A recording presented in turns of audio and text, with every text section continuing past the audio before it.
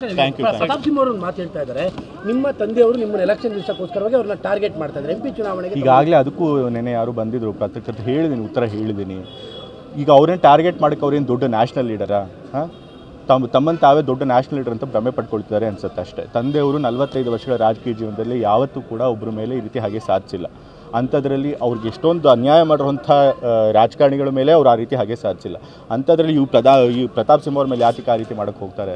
So ತಮ್ಮ ಏನೋ ತಪ್ಪು ಮಾಡಿದ್ದಾರೆ ಅಂತ ಅನಿಸಿದೆ, ಅದಕ್ಕೋಸ್ಕರ ಕಾನೂನು ಕ್ರಮ ತೆಗೆದುಕೊಂಡಿದೆ ಅಷ್ಟೇ. ಸೊ ಹಾಗಾಗಿ ಅವ್ರು ಮಾಡಿರೋ ತಪ್ಪನ್ನು ತಪ್ಪು ಅಲ್ಲ ಅಂತದ್ದು ಅವ್ರು ಮಾಡೋ ತಪ್ಪಿಂದ ಬಿಡಿಸ್ಕೊಳ್ಳೋದಕ್ಕೆ ಬೇರೆಯವ್ರ ಮೇಲೆ ಅವರು ಆರೋಪ ಹೊರಿಸ್ತಾ ಇದ್ದಾರೆ ಅಷ್ಟೇ. ಅಲ್ಲ, ತಮ್ಮ ರಾಜಕೀಯ ಸುಭದ್ರತೆಗೋಸ್ಕರವಾಗಿ ನನ್ನ ರಾಜಕೀಯ ಸುಭದ್ರತೆ, ಅದರಿಂದ ಅವ್ರಿಗೆ ಟಾರ್ಗೆಟ್ ಮಾಡಿದ್ರೆ ನನ್ನ ರಾಜಕೀಯ ಸುಭದ್ರತೆ ಹಿಂಗಾಗುತ್ತೆ ಅಂದರೆ ನೀವು MP ಚುನಾವಣೆಗೆ ನಿಮ್ಮ ನಿಲ್ಲಿಸಬೇಕು, ನಿಮ್ಮ ಪ್ರತಾಪ್ ಸಿಂಹನ ಕೈಲಿ ಹೇಳೋದ್ನಲ್ಲ. ತಮ್ಮ ಸ್ವಂತ ರಾಜಕೀಯದ ವಿಷಯ ಬಂದಾಗಲೇ ತಂದೆಯವರು ಯಾವತ್ತೂ ಕೂಡ ಇನ್ನೊಬ್ಬರ ಮೇಲೆ ಆ ರೀತಿ ಸುಳ್ಳು ಆರೋಪ ಮಾಡೋದಾಗಲಿ, ಸುಳ್ಳು ಪ್ರಕರಣಗಳನ್ನು ದಾಖಲೆ ಮಾಡೋದಾಗಲಿ ಯಾವತ್ತೂ ಮಾಡಿಲ್ಲ 45 ವರ್ಷಗಳಲ್ಲಿ. ಇವಾಗ ಯಾಕೆ ಮಾಡೋಕ್ಕೆ ಹೋಗ್ತಾರೆ?